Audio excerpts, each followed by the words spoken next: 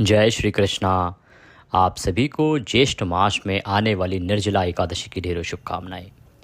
प्रिय भक्तों, आज के इस वीडियो में हम बात करेंगे ज्येष्ठ मास की निर्जला एकादशी की। निर्जला एकादशी का व्रत कैसे करना चाहिए, क्या इसकी विधि होनी चाहिए, क्या इसके नियम होने चाहिए। निर्जला एकादशी पर वो कौन सा एक दान है जो आपको अवश्य करना चाहिए, बिना इसके आपका व्रत कभी भी पूर्ण नहीं होता है।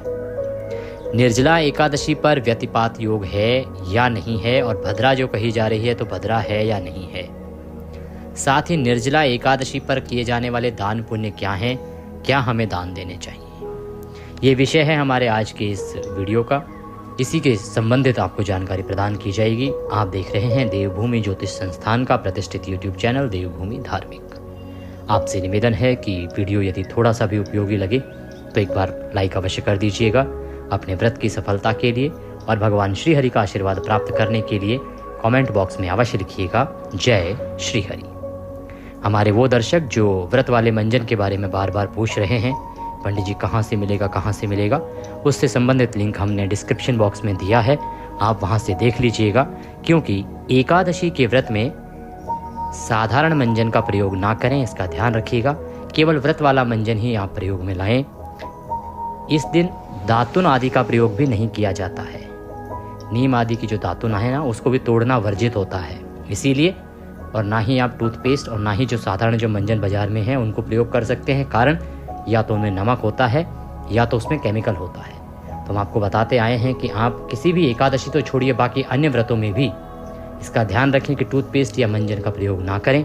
अगर करना हो तो व्रत वाले मंजन का प्रयोग करें। अगर आपके पास नहीं है तो आप लिंक देख सकते हैं, वहाँ से आप मांग सकते हैं। आइए वीडियो आरंभ करते हैं। आपसे निवेदन है कि चैनल पर यदि आप नए हैं और सभी व्रत त्योहारों की सही शास्त्रीय जानकारी प्राप्त करते रहना चाहते हैं तो चैनल को अवश्य ही सब्सक्राइब कर लीजिएगा।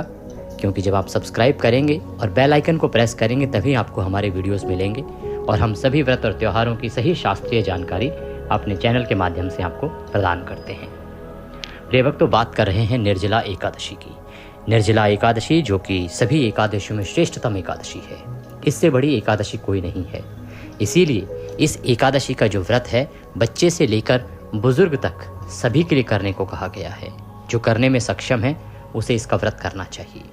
इसके व्रत की विधि क्या है, इसके विषय में चर्चा करते हैं और साथ ही बताते हैं कि इसके नियम क्या हैं। इसमें पानी कब पी सकते हैं, कब पानी नहीं पीना चाहिए, क्योंकि निर्जला एकादशी का निर्जल व्रत तो किया ही जाता है, साथ ही इसका व्रत जो है सजला भी किया जा सकता है। उसकी विधि क्या है, नियम क्या है, किस प्रकार से आप इस व्रत को करेंगे, आइए ये बताते हैं आपको। पहले आपके अन्य सवाल लेते हैं। उनमें एक बड़ा सवाल ये है कि जो गर्भवती माताएं बहनें हैं ना, वो किस प्रकार से व्रत को करेंगी या नहीं करेंगी, क्या नियम है इसको लेके, शास्त्र क्या कहते हैं। देखिए, हमारे शास्त्र बताते हैं कि निर्जला एकादशी का व्रत यदि कोई गर्भवती माता बहन कर रही है तो उसे निर्जल रह के नहीं करना चाहिए। क्योंकि निर्जल रह के यदि आप व्रत करेंगे तो ये आपके गर्भस्थ शिशु के लिए हानिकारक हो सकता है, उसको नुकसान पहुंच सकता है। क्योंकि ये समय बहुत लंबा होता है और जो प्रेगनेंसी का समय होता है, गर्भावस्था होती है, इसमें प्रत्येक माता को बहुत ध्यान रखना होता है, पानी का, अन्य लिक्विड चीज़ों का, खाने का, आहार का। इसीलिए अगर आप इसको निर्जल रह के व्रत करेंगे तो ये आपके साथ अन्याय होगा और आपके अलावा जो आपके गर्भ में पल रहा शिशु है उसके साथ बड़ा अन्याय होगा। और कोई भी व्रत जो है अन्याय करके नहीं किया जा सकता। इसीलिए आप निर्जल रह के तो बिल्कुल भी व्रत ना कीजिए। आपको यदि व्रत करना है तो आप कीजिए, आप व्रत कीजिए सजला, अर्थात जिसमें जल ग्रहण कर सकते हैं। जल पीजिएगा, जैसे पीते हैं उसी प्रकार से। फल आहार कीजिएगा। इस प्रकार का आप व्रत कर सकते हैं। दूसरा, आप अपने डॉक्टर से अवश्य ही कंसल्ट कर लीजिएगा इस विषय में, वो आज्ञा दें उसके बाद ही कीजिएगा। सामान्य जो गर्भावस्था होती है उसमें इस प्रकार की परेशानियां नहीं होती हैं, परंतु कई बार कुछ गर्भावस्थाएं ऐसी होती हैं जिसमें कुछ चीज़ें क्रिटिकल हो जाती हैं। तो आप कितने समय तक किस अवस्था में आपको रखा जा सकता है खाने पीने को लेके, आपकी गायनी जो भी होंगी या होंगे वो आपको अवश्य बताएंगे, तो आप एक बार उनसे सलाह अवश्य लीजिएगा। पर यदि आप व्रत करना चाहते हैं तो आप फलहारी व्रत इस एकादशी का कर सकते हैं, उत्तम पुण्य रहेगा। निर्जल रह के आप व्रत ना कीजिएगा, पर फिर भी एक बार डॉक्टर की सलाह आपको अवश्य लेनी चाहिए। हम यहाँ पर शास्त्रीय मत भी देते हैं, अपना मत भी देते हैं, और वैज्ञानिक दृष्टिकोण क्या होता है, यथार्थ में क्या हो सकता है प्रैक्टिकली, उसके विषय में भी हम दायित्व समझते हैं कि बताएं, क्योंकि कल को किसी को कुछ नुकसान हो यह उत्तम नहीं होता। और आपकी अवस्था कैसी है ये हम यहाँ यूट्यूब पर रिकॉर्डिंग के समय जान नहीं सकते, तो सबके लिए ये नहीं होता कि हम जो कह रहे हैं वो सबके लिए है। आप अपनी अवस्था के हिसाब से भी निर्णय कर सकते हैं। नियम हमने आपको बता दिया है कि आप इसको सजला भी कर सकते हैं, आहार के साथ फल आहार करते हुए भी व्रत को कर सकते हैं यदि आप गर्भवती हैं तो। यदि कोई बुजुर्ग हैं तो उनके लिए भी ये नियम है कि आप इस व्रत को फल खा के, फल आहार करके या जल पीते हुए कर सकते हैं। आवश्यक नहीं है कि आप इस व्रत को निर्जल रह के ही करें, निर्जला ही करें, क्योंकि बुजुर्गों की अवस्था भी उतनी उत्तम नहीं होती है जिसमें कि आप अधिक समय तक भूखे रह सकें, या अधिक समय तक अपने शरीर को कष्ट दे सकें, या अधिक समय तक बिना जल पिए रह सकें। ये बुजुर्गों के लिए भी संभव नहीं है और बाल्यावस्था में भी संभव नहीं है। तो बालक भी यदि कोई व्रत कर रहा है तो वह भी फल आहारी कर सकता है और जल पी के कर सकता है। 3 अवस्थाएं बताई हमने एक अवस्था बताई आपको गर्भावस्था, बाल अवस्था और वृद्ध अवस्था। आप तीनों के लिए इसमें पूर्ण रूप से छूट है। एक चौथी कैटेगरी इसमें बनती है, वो है यदि आप किसी भी प्रकार से शारीरिक रूप से अक्षम्य हैं, तो आप शारीरिक रूप से आपकी सामर्थ्य नहीं है कि आप इस व्रत को निर्जला कर सकें या बिना फलहार के कर सकें, तो उस अवस्था में भी मान लीजिए आपको किसी प्रकार की बीमारियां हैं, रोगों से ग्रसित हैं, तो उस अवस्था में भी आप इस एकादशी को निर्जल ना करके सजला व्रत कर सकते हैं, फलहारी व्रत कर सकते हैं। ये 4 हमने आपको अवस्थाएं बताई जिनके लिए इसमें छूट बताई गई है। बात करते हैं जी कौन कर सकता है। कौन कर सकता है की बात यह है कि जो शारीरिक रूप से सक्षम है व्रत को करने के लिए वह कर सकता है, चाहे बालक हो, नौजवान हो या वृद्ध हो, महिला हो, पुरुष हो या अन्य कोई, सभी इस व्रत को कर सकते हैं। सभी के लिए भगवान श्री हरि के द्वार खुले हैं। अपनी अवस्था आपको देखनी है कि आप किस प्रकार से कर पाएंगे, कितना कष्ट आप सहन कर सकते हैं। अब बात आती है कि एकादशी का जो व्रत है, निर्जला एकादशी का व्रत, उसमें जल कब पी सकते हैं, पी सकते हैं तो कितना पी सकते हैं, क्या इससे संबंधित नियम है, शास्त्र इसके बारे में क्या कहते हैं। प्रिय भक्तों, निर्जला एकादशी का जो व्रत है, जिसका नाम से ही ज्ञात होता है निर्जला, अर्थात जिसमें नीर अर्थात जल का त्याग कर दिया जाता है, निर अर्थात जिसमें जल ग्रहण नहीं किया जाता है, जिसमें जल ग्रहण करने की मनाही होती है, इसे हम निर्जला कहते हैं। इस एकादशी पर, जो निर्जला एकादशी है, इस पर जल पीने के विधान को इस प्रकार से लिखा गया है कि आप इसमें जल के 2 प्रयोग कर सकते हैं। यदि आप निर्जला व्रत भी कर रहे हैं तो जल के 2 प्रयोग इसमें बताए गए हैं। इसमें एक प्रयोग है स्नान के रूप में, आप स्नान के रूप में जल का प्रयोग कर सकते हैं, आप स्नान में जल प्रयोग कर सकते हैं। दूसरा है आचमनी के रूप में। तो स्नान के अलावा जो आचमनी आप करेंगे ना, आचमनी में एक नियम है, आचमनी में कितना जल ले सकते हैं इसके विषय में शास्त्र बताते हैं कि 6 मासा जल आचमनी के रूप में आप ग्रहण कर सकते हैं। आचमनी होती क्या है, आप में से कुछ जन जानते होंगे, कुछ नहीं जानते होंगे। देखिए, संध्या बाती जब हम करते हैं, सुबह प्रातः काल की जो संध्या होती है ना, प्रातः संध्या में जब हम बैठते हैं तो उस समय हम जलाचमनी करते हैं।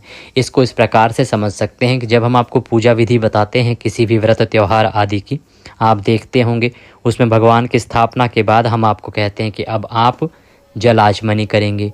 एक एक मंत्र पर एक एक आचमनी, एक एक बार आचमनी, इस प्रकार से 3 मंत्र पर 3 बार आचमनी कराते हैं, वही जल आचमनी है। प्रत्येक पूजा में आचमनी आवश्यक होती है। जब हम सुबह की भगवान की पूजा करते हैं, संध्या करते हैं, उस समय आचमनी की जाती है।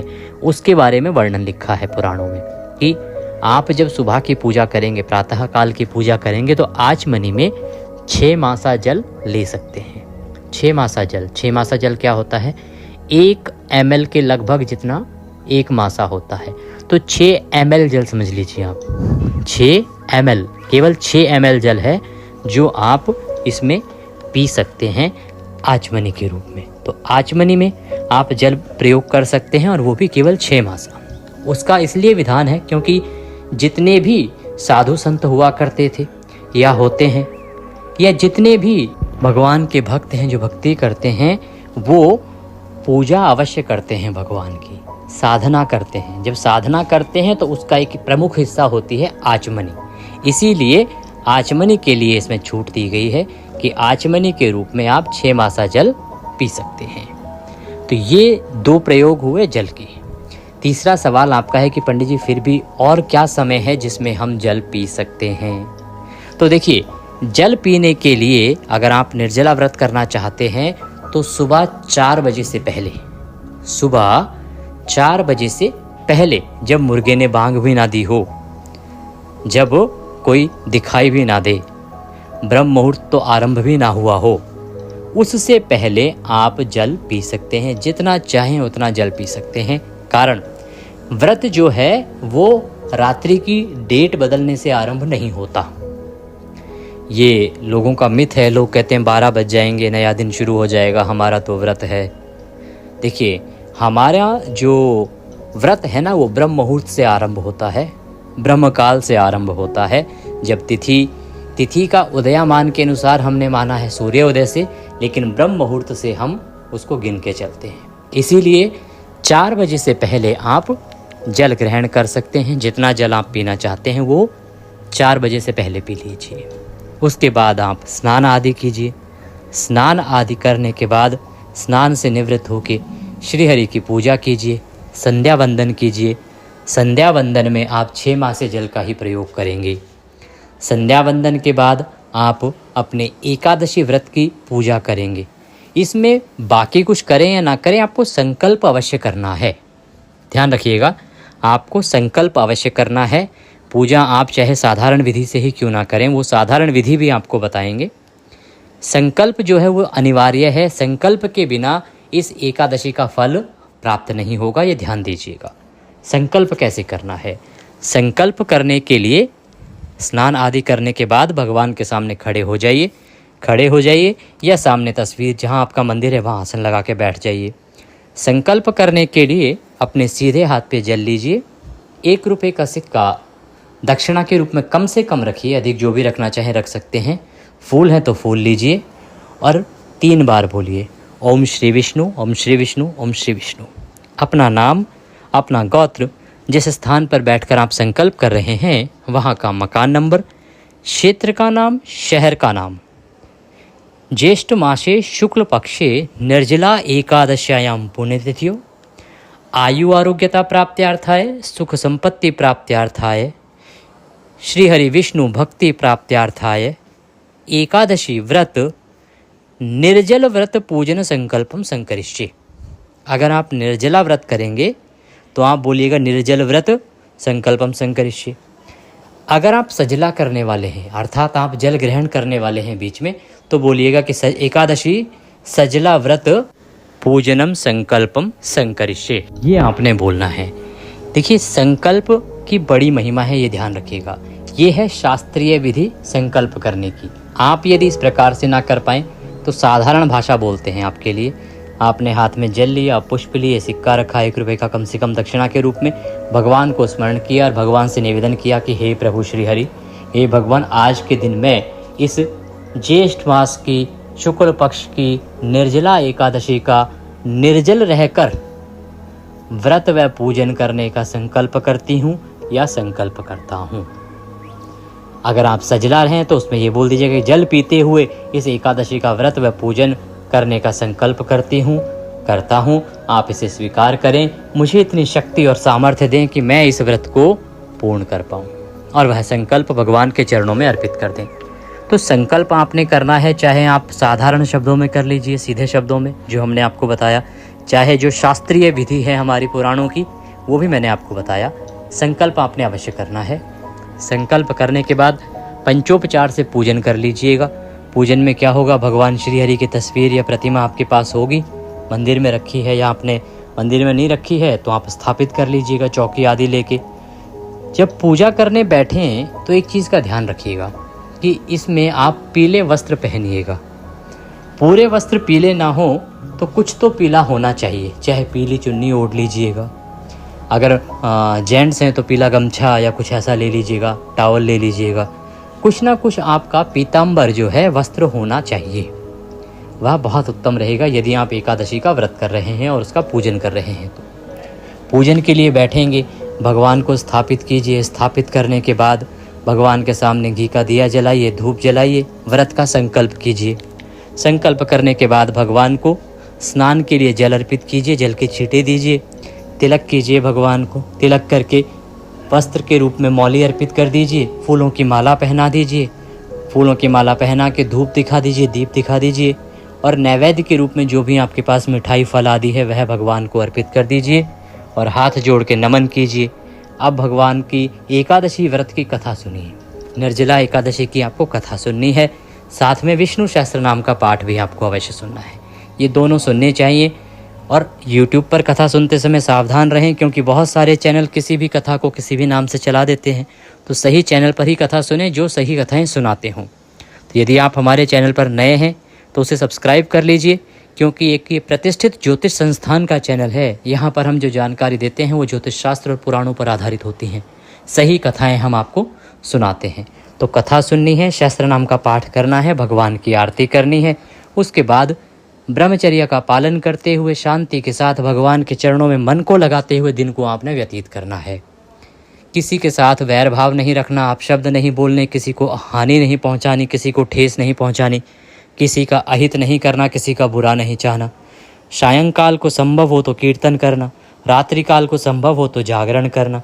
इस प्रकार से दिन को व्यतीत करना और अगले दिन व्रत का पारण करना।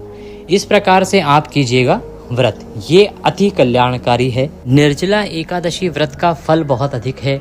आपको व्रत विधि बताई, इसके जो सवाल थे आपके उससे संबंधित जवाब आपको प्रदान किए। अब बात ये आती है जी कि इस एकादशी का यदि व्रत ना कर पाएँ तो क्या करें।